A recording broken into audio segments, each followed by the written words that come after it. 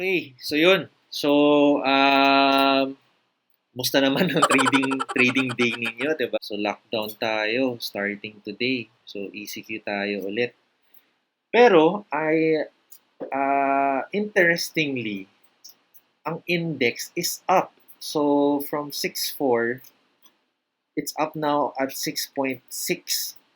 So, marami nagtataka na ano ba to, parang ano ba to? It's a prank ba? It's a prank na baksakan yung market. Bakit tumaas? So, personally, I'm just going to wait at the end of the day before I can have my personal opinion on where the market is going. Pero ako, syempre, bias ko is nasa sideways. In a previous video, sinabi ko na rin na I think ang support is around 6.6. Tapos pag bumaba doon, magiging ano na, magiging resistance na yung 6.6. Balik na tayo, pakita ko na nga lang. Wait, so from 6.4, now we're up to 6.6. Pero, ayun nga, so ano ang mangyayari? Ano lang siguro, pasadahan lang muna natin yung current market situation. So, I'm recording this video ng midday trading. So, nasa around 12 o'clock ko nire-record dito. So, hindi pa tapos yung araw.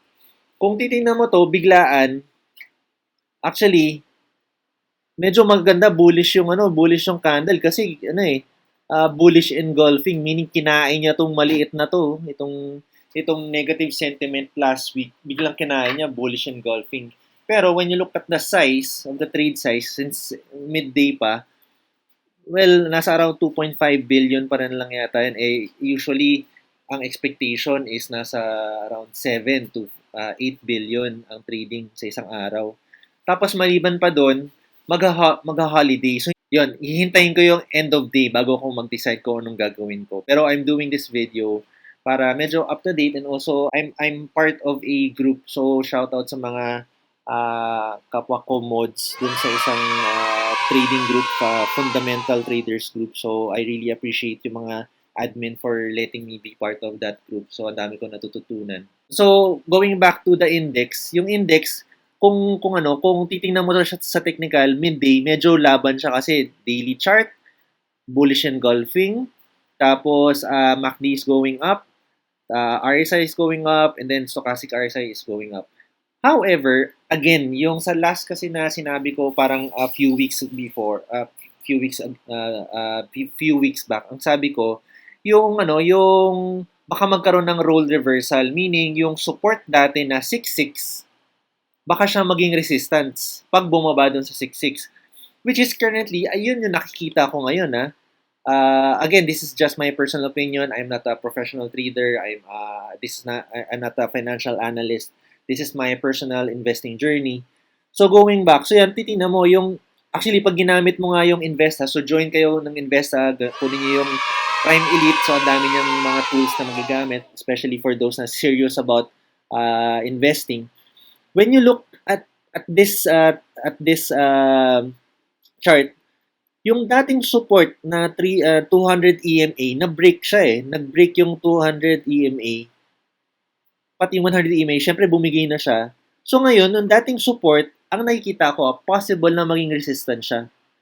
In the short term, kasi parang we cannot argue na babagal ang economy because of the lockdown, 'di ba? So, and we cannot expect na in 1 month's time okay na tayo ulit. So, hindi naman tayo manghuhula, hindi naman tayo genius. So, it would depend on your bias and also your time horizon kung anong basa mo dun sa chart. Ako personally, given na nakita na natin yung mga full year reports ng mga companies last year, nakita natin na malaki yung mga nag-dump. So, is this a dead cat bounce? I don't know. So, ayan, I would decide siguro in the next 2 days depending on the candles.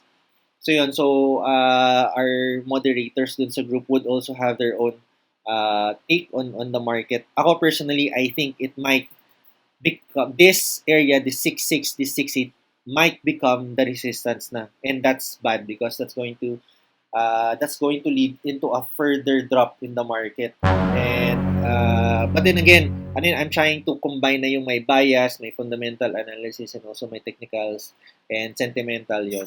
So at saka ang hirap din mag-judge kasi mag-Holy Week eh. So yung volume na yan, di ko alam kasi magbe-break kasi yung mga tao, pwedeng may lumalabas, meron pumaposisyon, maraming possibility. So anyway, so that's my read on the mid-session market. So we'll wait for the end of day. Pero again, ako feeling ko ito magiging resistance tong 200 EMA na to.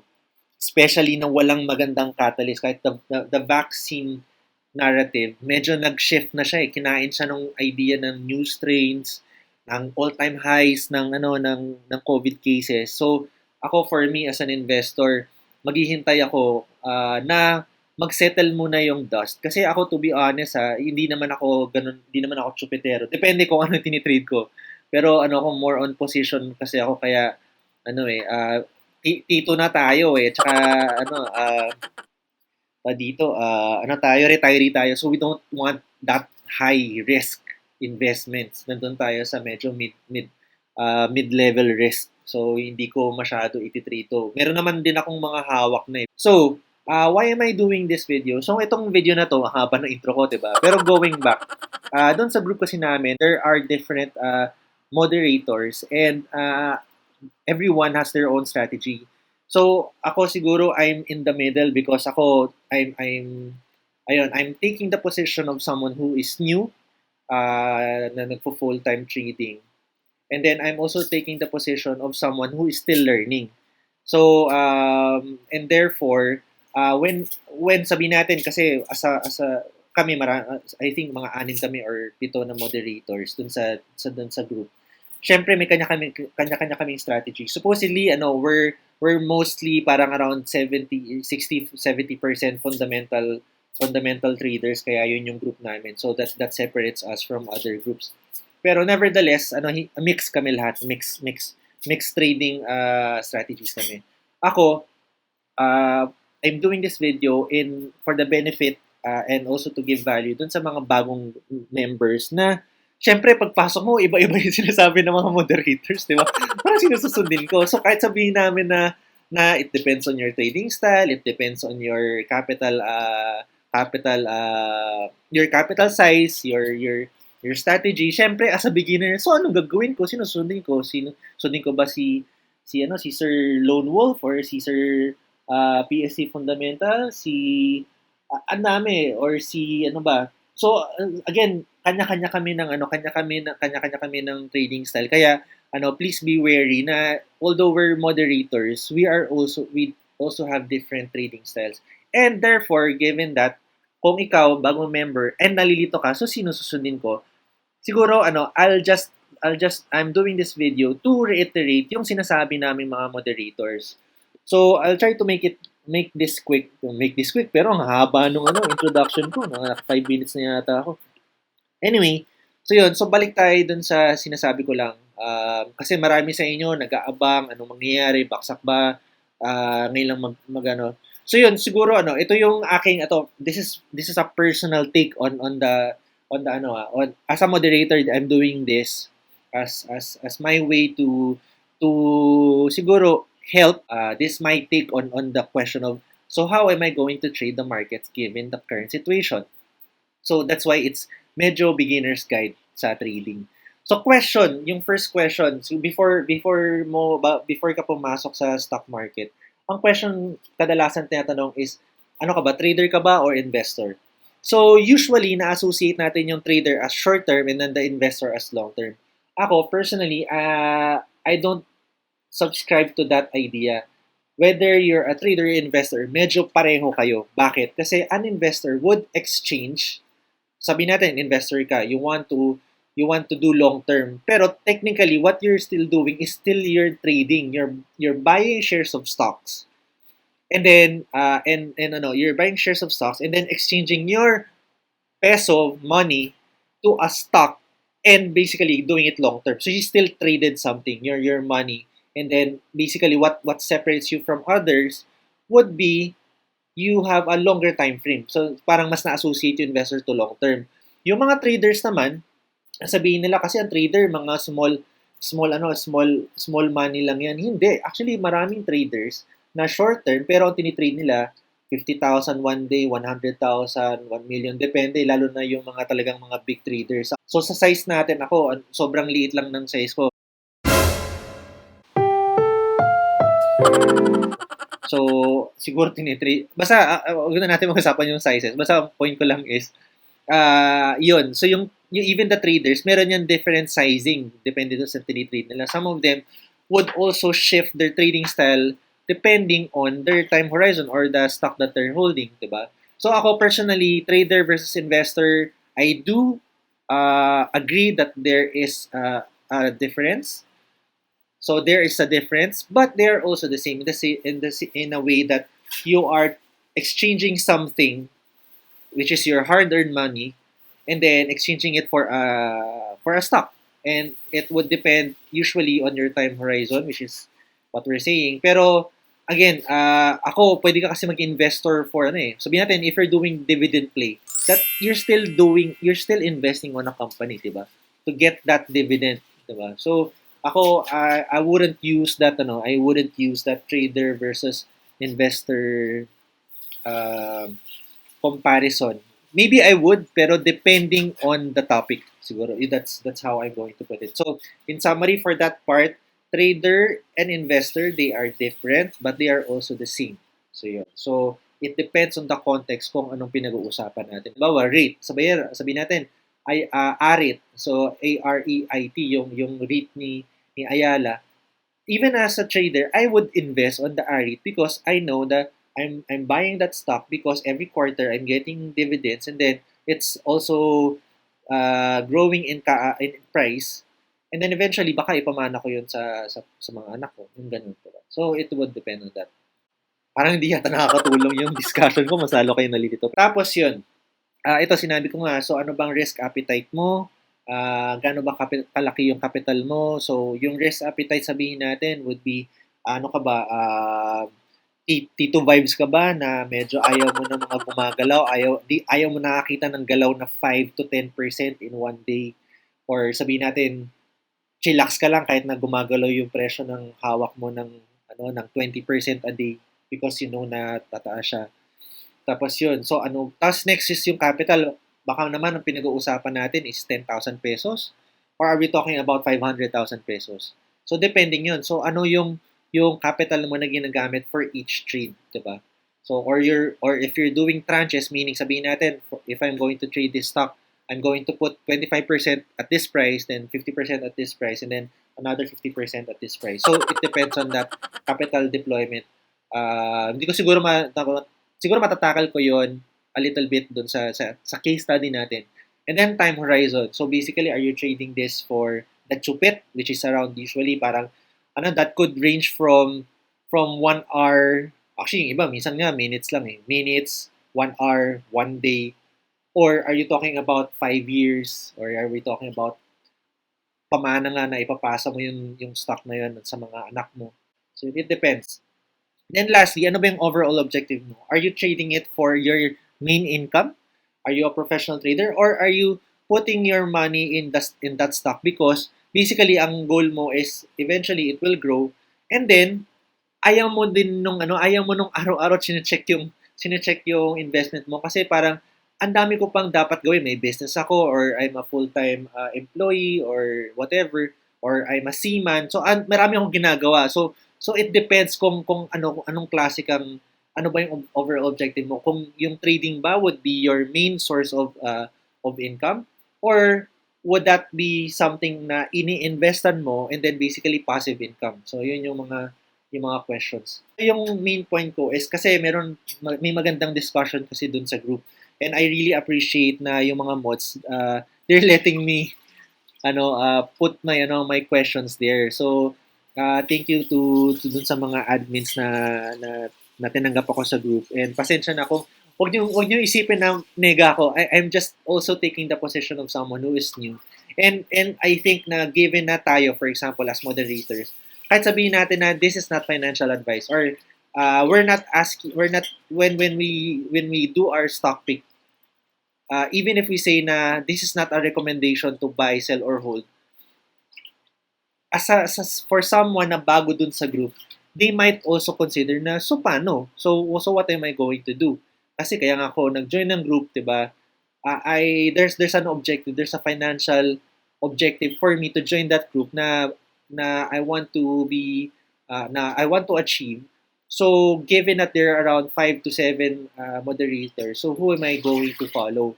So technically again, at sinasabi nga ni Sir Byung, well actually hindi lang Sir Byung, lahat sinasabi namin na parang do your own research. Yun yung ibig sabihin ng DYOR, yung DYOR. And then TAYOR, meaning is yung trade at your own risk. And yung caveat, ang basa ng ibang tao is caveat. Yung caveat, ibig sabihin ng caveat is do your due diligence. Yun. So, ingat ka pag sinabing caveat. Yun. So, going back. So, iba-iba sa mga moderators, iba-iba kasi yung mga namin, mga trading styles namin. So siguro, i-rundown ko lang siguro yung mga basic na mga trading styles. So, yung isa would be position traders, meaning yan yung mga nauuna, tapos habang hindi pa pinapansin yung stock, nandiyan na sila, pumaposition na sila. Kaya siya position trader. Yung swing trader is basically, sa kanya, parang wala siyang attachment minsan sa stock.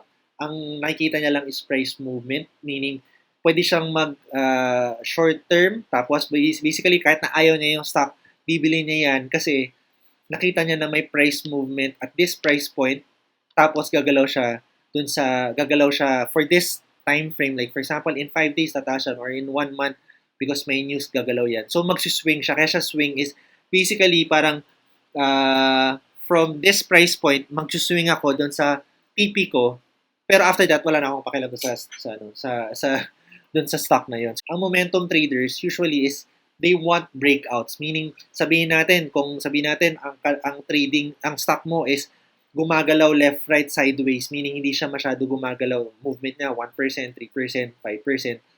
Tapos medyo tight yung resistance saka yung support. Pag sinabi na momentum is basically na-traffic yung stock mo sa EDSA, tapos nakalabas na siya ng EDSA. Yun, pag nakalabas na siya ng EDSA, wala ng traffic, yun yung mga momentum traders na yun yung iti-trade nila. So, tapos may mga iba pang trading strategy. Basically, merong mga trend followers, saka na lang siguro natin discuss yun. At saka tapos merong mga insider traders.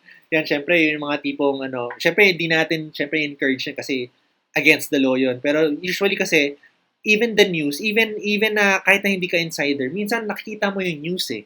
May certain laman, kaya nga may mga disclosure. That's why the SEC requires companies to do disclosures because they, as on behalf of the investing public, they want to let the public know what is happening to the business. And usually, if you really go into the disclosures, kahit na hindi ka insider, minsan, nakikita mo may news, merong plantang binubuo, merong, sabihin natin, yung growth rate nila nung 2020, baksak sila for 2 quarters, pero 3rd quarter and 4th quarter pataas. So, that's something na dinidisclose. Pero kung hindi mo binabasa yung financial statements nila, hindi mo makikita yun, diba? Pero, siguro, i-qualify ko lang insider. Pag sabi mo insider, siguro, I'm saying na medyo, naghahanap ka ng news, yun. So, you're working on the news na parang, you're working on the different news items kuha mo, or minsan sabihin natin pinuntahan mo mismo yung site. Sabi mo, may binibuild na planta to sa Bulacan or sa Cavite, ganyan. So nakikita mo na merong laman tong may laman tong stock na to. Since isineset natin yung yung same foundations kasi tayo parang sinasabi natin is yung group natin, it's more on fundamentals, diba? So some of us would use 50% fundamental and then 50% technicals. Some would use 60% fundamental, 40% technical, and ako 70% fundamental and then 30% technical. So yung isa sa mga basic, kasi hindi ko na si Sir Byung yan, masipag siya gumawa ng analysis ng price to book, PE ratio, EPS. Yun. So yun, yung kung talagang kung talagang fundamental analyst ka, ayun, you can do the numbers. So yun. So pero sabihin natin for the purpose of this video, we're talking about simple lang, market cap, kasi I think ito yung medyo pinanghahawakan ng karamihan sa atin about okay, sorry, tumalon pala ako. So, as a case study, what we're going to do is that ito yung medyo isa sa mga sikat na stock na nakita ko pagpasok ko dun sa sa group. So let's use yung ABACORE. Yan, ABACORE. So, ako, to be honest, I wouldn't usually trade this. Kasi I would usually trade medium cap to small cap. Pero, again, pag sinabing fundamental, sinasabi may laman. So, ibig sabihin nun, meron silang either growth or dividend or book value, intrinsic value. So, yun. So, itong ABACORE na to, based on the discussion dun sa group, may laman siya. So, ano yung main laman? Medyo tumatak sa akin, kaya naging interested din ako, is ito. So, ang sabi dun sa group is, ang market cap niya currently is 3.6. Actually, I didn't, since after ko makita yung news, yung kwentuhan dun sa group, and then, ginawa ko na tong video na to, ginawa ko na muna to. So, pero ang tumatak sa akin, hindi ko chinek yung PE, I think yung earnings nila pababa, diba? Pero ang sinasabi is, yung market cap nila ngayon is 3.6. Basically, parang pag sinuma mo lahat, yung value ng mga assets nila supposed to be is 3.6. Or sorry, market cap is multiply your share price times the number of shares available. So stock price times the number of shares. I think that's the most academic way of saying market cap. Just multiply the number of available shares of stock times the price, the current price. So yun. So ang sabi doon sa group, it's 3.6 billion. Pero ang lumalabas is sinasabi na yung intrinsic or yung forward valuation because of the projects na upcoming, even the land value, ang sabi, it should have an intrinsic value of 6 billion to 18 billion. Sorry, 18 billion. So 18 billion. 18 billion market cap. So yan. So ito yung foundation natin sa discussion na to na ang sinasabi is nasa 6 billion to 18 billion market cap. Therefore, kung even if you use yung 6 billion at if it's trading at its current price even if it's trading at its current price na around 1.1 peso per share, that has 3.6 billion ang market cap. Then sinasabi natin, dapat 6 billion yan. Then, dapat mag-double yung pera natin, 'di ba? Minimum dapat nasa around 80% increase yung share price para maabot natin yung 6 billion na market cap. So yun. So yun yung yun yung parang foundation natin. So that's the foundation of this discussion. So I'm using this because I'm taking the position of someone na sabihin natin ako kunwari bago lang ako sa group and then sabi natin pumasok ako sa group because of fundamentals. So ang sinasabi ng mga mods is may value yan na around 6 billion. Therefore, at least settled na yon sa mind ko na at least lahat tayo nag-agree na may laman siya. Yun, tapos yun. Kasi pag hindi tayo nag-settle doon, hindi tayo makakapag-move forward. So, ang question is, given na iba-iba yung strategy ng mods, ano ang gagawin ko as a beginner? Kasi sabihin natin, meron akong 100,000. So, how am I going to enter or how am I going to exit, diba? So, balik tayo dun sa trading strategy. Yun, depende dun sa trading strategy mo. Are you position trader, swing trader, or a momentum trader? So, ito yung example natin. So, babalik tayo dun sa ABACORE. So, ito yung running pa to. So, open market pa tayo, diba? So, gumagalaw pa siya. So, I would start with risk-reward. Actually, hindi pala muna. Balik tayo. If you are a position trader, how would you usually trade this? Sabihin natin, lahat tayo, nag-a-assume na tayo ng nag-a-assume na tayo na may laman. So, pag sinabi mo na walang laman, then hindi mag-a-apply itong discussion na to. Kasi, hindi ito mag-a-apply. Maybe using purely technicals, diba? Pero, let's say, na ang assumption natin is may laman. If you're a position trader, ang position traders, they would usually build their position, meaning they would buy stocks pag wala pang nakakapansin. So, therefore, ang mga position traders, let's take out this, Yan. So, if you're a position trader, you might buy here nung wala pang pumapansin. So, nagbi-build ka na dito ng position mo. Tapos, kung isasama mo yung technicals niyan, yan. So, yan. So, yun. So, I'm using hybrid, So, baka sabihin niyo, asan yung PE ratio, yung EPS, mga ganun. Kaya nga, sabi natin kanina, medyo hybrid na. Medyo hybrid discussion tayo. Parang medyo weird to. Asan yung bottom niya? a few moments later. So, if you're a position trader, what you'd usually do is that you'd position dun sa area na wala pa nakakapansin. So, malamang dito ka nakakuha, lalo na kung sabihin natin, you've been following this stock na matagal na. So, yun. So, dito ka nag-build dito. So, dito ka nag-build. So, meaning, ang mga average price mo, nasa around 0.74, 0.79. So, dito ka nakakuha. Tapos, nakakuha ka na dito and medyo masaya ka na kasi up ka na by, sabihin natin ito, up ka na by, at current price, up ka na by 60%. So, yun yung advantage ng mga position traders. Kung talagang believe sila dun sa stock, tapos medyo walang pumapansin. So, yung value na yun, puntahan na yun. Tapos, magbibuild na siya ng position doon. So, at current price, 61% up na siya. Kung during the time na nag-peak siya, it was up 170%. So, yung dun sa mga position traders, at saka ang advantage ng position traders, basically, ang point of view nila, yung risk, hindi sila masyadong kinakabahan kasi nag-position sila dun sa mura pa siya, 'di ba? Yung distinctive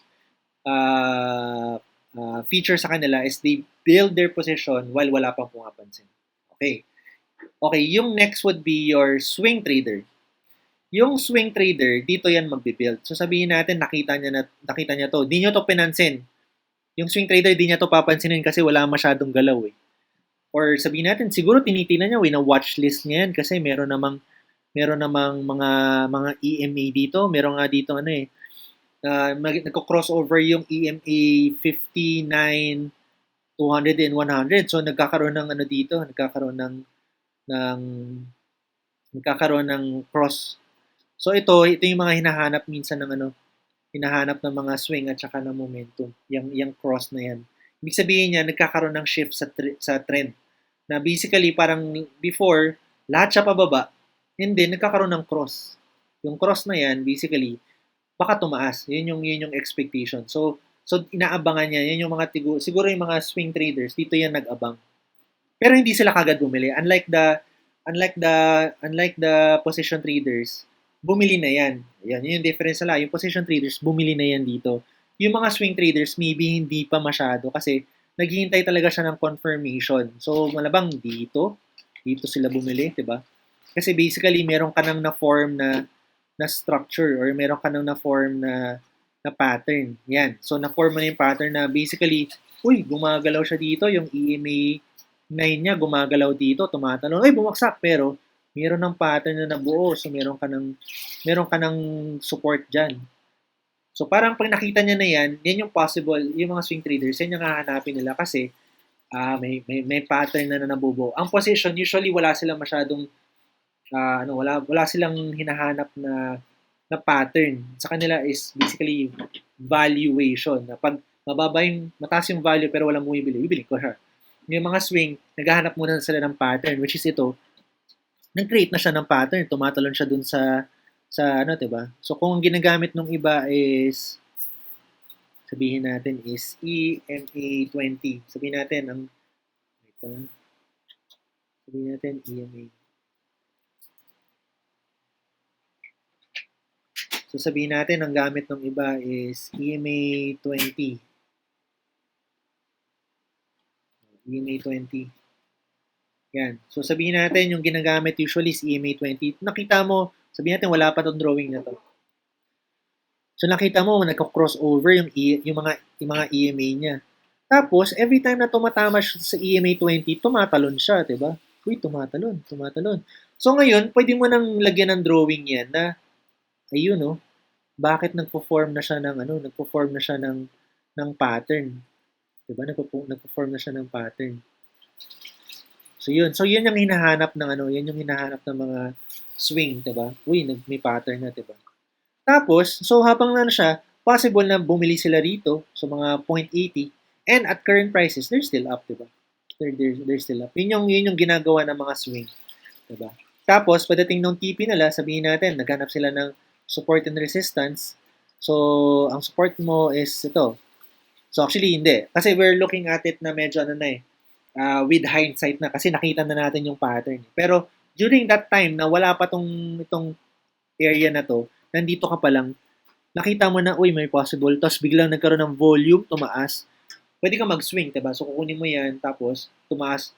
Actually, pwede rin galaw ng momentum yun. So, yun pala, isa sa mga dapat natin i-explain din na pwede kang mag-crossover. So, yung strategy mo, minsan sabihin natin momentum ka, minsan pwede kang mag-crossover to trend, 'di ba? So, pwede ka rin from swing from swing, nakita mo may value talaga, pwede kang position din. So, hindi siya absolute na swing trader lang ako. It depends on your strategy. So, yun yung sinasabi na may strategy ka.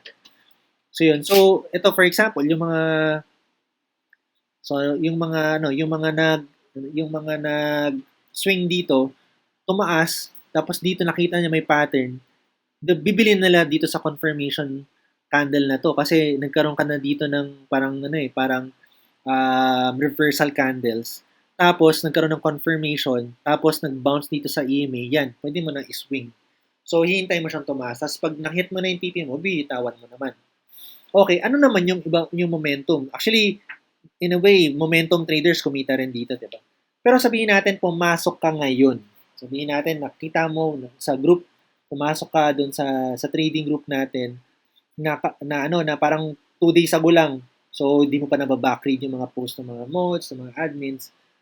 So, anong gagawin mo ngayon, diba? So, nakita mo si Aba.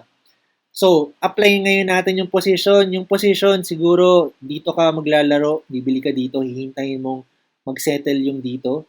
Pwede rin yung mga swing, dito mag-iintay. Tapos, yung mga momentum, hindi sila papasok ngayon. Bakit? Kasi yung mga momentum, hihintay nilang magkaroon ng breakout dito. So, bibili yan mga bandang dito. So, sabihin natin nagkaroon ng candle dito. Yan, dito. Dito yan maghihintay.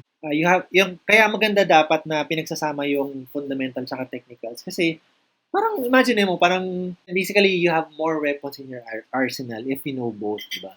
Tapos, depende sa'yo sa anong gagawin mo. So, kung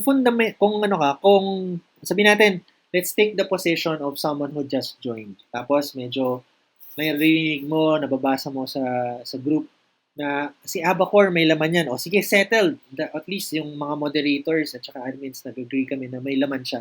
So, how are you going to enter? Yung position traders or investors, pwede mo rin sabihin investors, yung mga pang long term, pwede yan mag-intay dito. Maghihintay ka dito or talagang sobrang paniniwala mo. Pag bumaksak pa dito, sabihin natin, bumaksak dito hihintayin mo, baka ikaw, pag bumaksak dito yan, ang saya-saya mo kasi mura siya. Yan lang, pag position trader ka or value player ka. So sabihin, sobrang mura yan, bibili ako dito, gahanda ako ng pera, dito ako bibili. Kung momentum ka, waterfall na yan Ba't ka pa bibili dito, pababa yung presyo, diba? So yun yung difference ng mga trading style na yung iba, actually, hintayin ko pa nga yan bumaba dito yan Pag bumaba yan dito, i-liquidate ko yung position ko sa blue chips ko, tas dito ko bibili. Yan yung position at saka mga value players at saka investors. Dito sila bibili. So yun yung isang trading style, position. Yung another naman na trading style would be yung swing. Yung swing, basically, ang gagawin nila is syempre may nakita kang price movement, tas may pattern. Ito nga yung triangle na to. Kung swing ka, malamang dito ka maghihintay. Maghihintay ka. Actually, pangit tong candle na to Kasi nga, nauntog siya doon sa triangle Nauntog siya doon sa triangle. Meaning, parang hindi niya ma-breakout yan. So, kung ganyan, tas maliban pa dyan, itong candle na to, meron siyang long wick. Meaning, na parang may mga bumili to the moon. Tapos biglang binuhusan. So, magkano rin yun? Kung tutuusin, kung bumili ka dito, you're already down by, sabihin natin dito ka bumili. You're already down by 4%. O, kung sabihin nila ka ng ng 100,000, 4,000 na talo mo, diba? So, yun yung sinasabi ko na ako, in normal cases, I wouldn't trade this. Kasi even the small pullbacks are around 4 to 5%. Ayoko ng ganyan. Pero, since this is our case study, kung bumili ka palalo, sabihin natin, na bumili ka dito, now you're down by 8%. Diba? So, 8%, kung kaya mo bang i-tolerate yung 8%? Nasa sa'yo yun. Kaya depending sa trading style mo. So, yun. Tapos, depende din sa size mo. Kung sabihin natin, no, pinasok mo naman, 10,000 lang. 10,000, kahit ibaba mo pa yan, sige, laglag mo pa siya, tapos dito, mag-abang ka, pasok ka ng 100,000. Pwede naman. So, yun. Anyway, so kung magsuswing ka, hindi ka bibili dito. So, yan. So, out of the question na yan, kasi nakita mo na merong resistance dito. Ang swing, malamang, either dito, although dito, hindi rin bibili yan, kasi ang pangit ng candle na to, parang lower low, ang laki ng low niya, lower low. 'Di ba? Tapos so ngayon, under pa siya sa 20 EMA mo. Bibili diyan, 'di ba? Pababa yan eh. Siguro kung swing ka dito ka maghihintay o kaya dito sa lower level ng ng triangle mo. Malamang dito. Pero by that time, itong EMA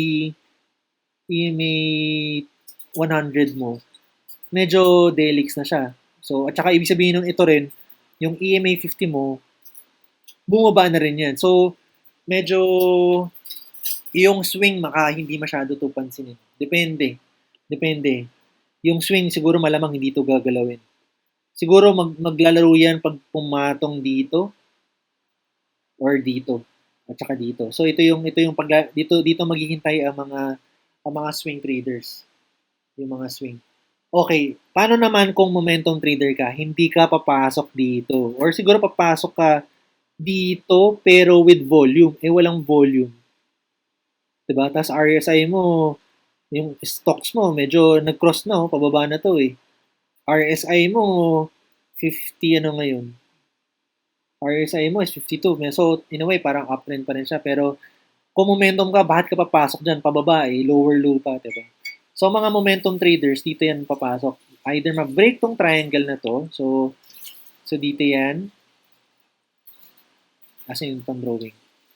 So, dito yan maglalaro. Either dito. Or, kung ayaw mong laruin tong triangle na to, so support and resistances ka talaga. Burahin mo yan. Huwag mo nang pansinin yan. Ang tingnan mo ngayon is ang pwede mong laruin, pwede mong basis would be ito. So, sabihin natin support Ang support ngayon, obviously, ito yung support na isa. So, ito yung support na isa. Lagyan natin ng green. So, yan yung green grass. Oh. Titong-tito na yung mga songs natin, diba? Yan. Tapos, ang resistance mo, immediate resistance mo, kulayan natin ng red kasi ibig sabihin nun, pag resistance, yan yung mga kailangan mong i-watch out kasi dyan mauuntog possible. Either isa dito. Sabihin natin, actually ito, naging resistance na to eh. Tingnan mo, hindi na siya nakaangat. Tapos ito pa yung weak na isa, ito yung weak na isa. Tapos lahat ng green niya doon nauuntog, untog. Yan, untog. Yan. So kaya isa yan sa mga resistance. Tapos higher resistance would be syempre ito. And then ito. Sabihin natin ito kasi body nito tapos weak nito. And then, yung isa pang resistance niya na, syempre, ultimate resistance niya is ito. Yan.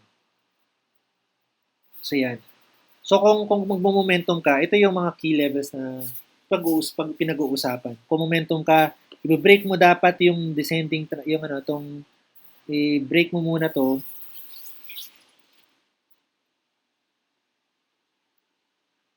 So, ibig sabihin nun may momentum na. Ibig sabihin nun marami nang gustong bumili. Tapos, key levels mo yan. So, yun. So, basically, that's the parang 3 basic ways of how you would play siguro si APA. Again, I'm not a professional trader. I'm a moderator. I'm also an amateur to beginner knowledge about trading. However, I'm putting my real money here. So, that's why if I show this, I'm saying na whatever I say here, I'm doing it. So, depende sa strategy ko. So, ang ginawa kong strategy, rinay ko, sabihin natin, I put myself sa position ng isang tao na bagong pasok sa group, narinig, maganda yan, bumili. Bumili ako kagad, kunwari lang. Again, alam ko yung ginagawa ko. Yung makasabihin ng iba, moderator ka, ba't yung pumasok, hindi mo malang hinintay yung EOD, end of day na candle. I'm putting myself again, nagro-roleplay ako na kunwari, bagong trade, bagong investor, trader, sa ABA, tapos nakita ko yung mga moderators na nag-uusap na may laman siya. So, excited ako, pumasok ako kagad. Pero, paano ako papasok? So, sabihin natin, ang hybrid naman na gagawin na ito sa laro ko, ito yung parang kinase study ko doon sa group natin. Nag-case study ako na how would I enter? First is, how much is your value at risk? So basically, na-establish mo na may laman si ABA. Ngayon, how much are you willing to risk? Sa stock market, sa any kind of investment, laging may risk. Actually, I would usually state, kung halimbawa pa pinag-usapan ng investment, hindi ako muna hindi ko kagad muna titingnan yung gains ko. Hindi ko hanapin yung possible gains ko. Ang una kong pupuntahan is yung possible risk ko muna. So, kasi Tito vibes eh. So, ano muna yung matatalo ko pag pumasok ako doon sa trade na yon. So, ang basic ko ngayon, since I know na hindi ko usually titrade to, pero, since sabi nila fundamentally may laman, what I would do is, I would look for 1% of my trading, 1% of my trading account. So, anong 1% ng trading account ko? So, ang trading account ko is, sabihin natin, 850 times 0.1. So, ang value, ang ititrade ko muna at 1% is 8,500. So, para hindi tayo lugi dun sa trade natin, pasok natin 10,000. So, 10,000. Ang gagawin ko, papasok ako kasi nafu-FOMO ako eh. Pasok ako dito. So, ang gagawin ko is risk-reward ratio. Sabihin natin, long position. Ang entry ko would be, yan. So, 1:1 So, 1:1. So, ang pasok ko would be, paano ba ito buksan? Yan. So, sabihin natin, pumasok ako ng, 10,000, ilang shares ba yun? Tama. Ilang shares ba yun na risk ko? 8,000 shares. So, sabihin natin, gusto ko masubukan pumasok. So, pasok ako ng 8,000 shares. Okay. Tapos, ang sabi ko is, enterprise ko is 115 kasi na-FOMO ako. Pero ngayon, kung ang risk-reward mo, so sabihin natin so gamitin natin yan. So, ginamit mo na risk-reward, sabi mo, itong resistance na to. So, ang possible na gain mo would be 18%. Pero, pag nalaglag naman siya, dun sa support, 23% yung possible mong loss. Kaya yung entry and exit, very important. So yan, pagpasok mo dyan na FOMO ka nako, mali. Pero it's supposed to be, dapat ang risk reward mo is minimum 1:2 para parang pag 1:1 medyo mababa yun, para nagre-risk ka ng 1 peso to win 1 peso or lose 1 peso. Dapat pa nag-risk ka ng 1 peso, dapat 2 pesos, diba? Sa any business usually, ganun. Pero nevertheless, since na FOMO ka, pumasok ka dyan, patay, yan na. Magkano presyo niya ngayon? 111 na, lugi ka na, diba? So yan. So kaya very, very, very important yung risk reward bago ka pumasok sa trade. Ngayon, sabi mo 1% lang naman pero sabi ng mga mods may laman. So kung may laman, saan ako maghihintay na next? So magiging hybrid ka bigla. So pag nag-hybrid ka, yung 1% mo, saan ka maghihintay? Pwede ka maghintay dito. Yung pinaka-safe pwede ka maghintay dito. Pero again, mababa pa rin yung risk reward mo pag binaba mo to dito. Mababa pa rin yung risk reward mo. You're waiting for 30 pero you're willing to actually 1:2 na. So pwede ka na mag 1:2. Pwede ka na mag 1:2 dito pero pangit nga yung candle. Ang Ang isang option mo is sige, bumili ka dito. 'Di ba? Pumasok ka dito kanina Na FOMO ka 115. Pero, ang possible mo is, dito, dagdag ka dito. Ang tanong, 2% mag-average down ka. Mali ba yun? Yes, oo, mali yung average down. Pero kasi parang yun nga I'm using this as a hybrid case. Sabihin natin, nag-swing ka or sabihin natin, nag-position ka. Sabi mo, hindi, sige, kalimutan mo na yan. Mali talaga yung entry ko. So, I'll risk 3% of my total value. Pwede ka maghintay dito. Pag naghintay ka dito, magiging average price mo would be 115. Sabihin natin 1.15 times 115 plus sabihin natin 0.92 plus 0.93. So 3.01. So yung sagot na equal yung 3.01 so 3.01 divided by 3. So magiging average mo is 1 peso. So nasa 1 peso yung entry price mo. So nandito ka. So kung magiging average price mo is 1 peso, ang risk reward mo na ngayon would be maganda na. So 36 versus 12%. So pwede na, 'di ba? So yun yung magiging average price mo. Kung yun ang ginawa mo. Isang option mo, benta mo na muna siya. Huwag ka na pumasok kung nalilito ka sa ginagawa mo. Tapos gintay ka na lang dito. Pwede din mo kasing dispose mo na yan dyan. Pero ako, ilalaro ko to as a case study for the benefit of the new traders ng group and also for my benefit na sige, I'm going to try the recommendations or at least the strategies of the different moderators. Then that's going to be my play. So maglalaro ako dito, pumili na ako kanina kasi nga I'm putting myself, nagro-roleplay ako as a bagong investor. So kung bagong investor ako, nagpasok ako dyan ng 100,000, lugi na ako. Yun, very important yun. So kaya ingat din ako sa mga sinasabi ko kasi syempre pag baguhan, wala naman sila ang assumption nila mas marami kang alam kaysa sa alam nila, 'di ba? Kahit sabihin mo na trade at your own risk. Kung pumasok ka diyan ng 115, may 3% loss ka na, 3,000 na ang talo mo. Yung sa bagong pumasok. Actually, mga 5 yan kasi meron pang trading fees yung broker mo. So, paano natin sasabihin, paano yan? So, sasabihin natin tataas? Hindi, diba? Kasi medyo pangit nitong candle na to. Ang pangit yan. Pangit ang candle na yan. Sobrang pangit. Lower low, pababa, descending triangle, nauntog ka. Nope.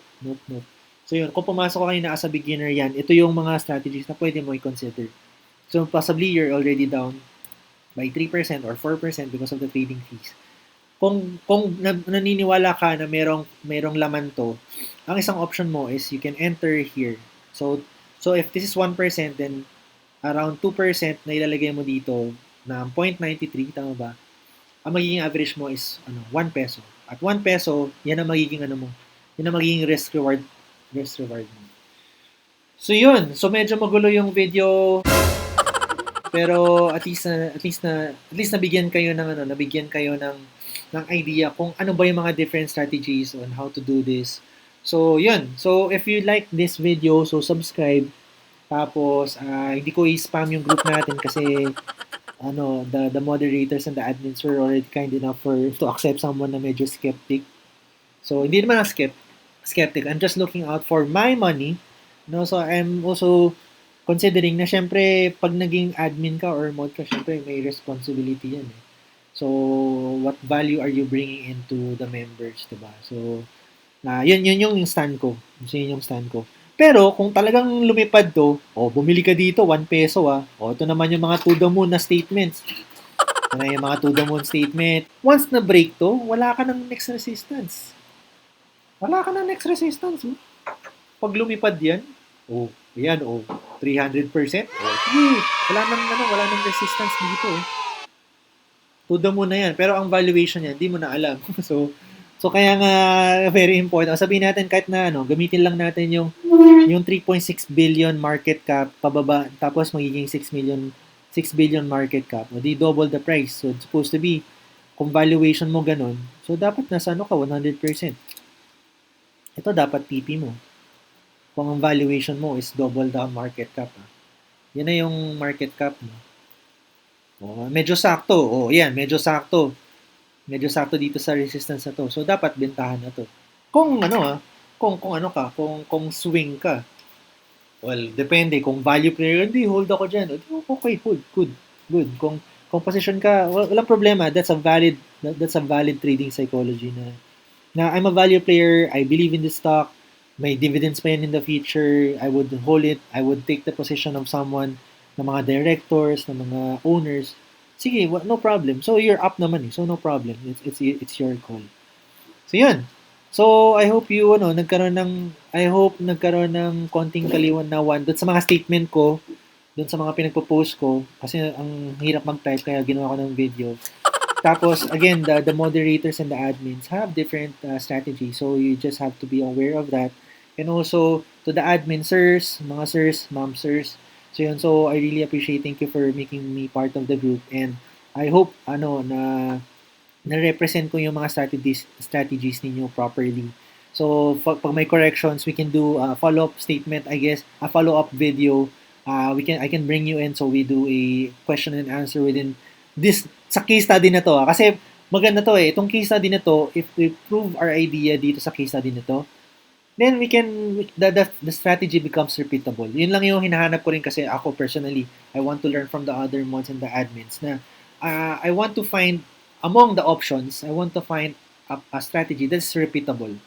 So if the strategy is repeatable, then the gains would be repeatable in the future. So thank you. Kung magiging part kayo, mga mamsters, ng aking learning, then I would really appreciate that. So it would be definitely a depth of gratitude. Utang na loob ko sa inyo, panatuto ko sa inyo. So mga ma'am, sirs, yun lang po ang video natin. So if you're interested about this kinds of video, so please subscribe, follow, and hit the like button. Max, vlogger. And see you next time. Bye-bye.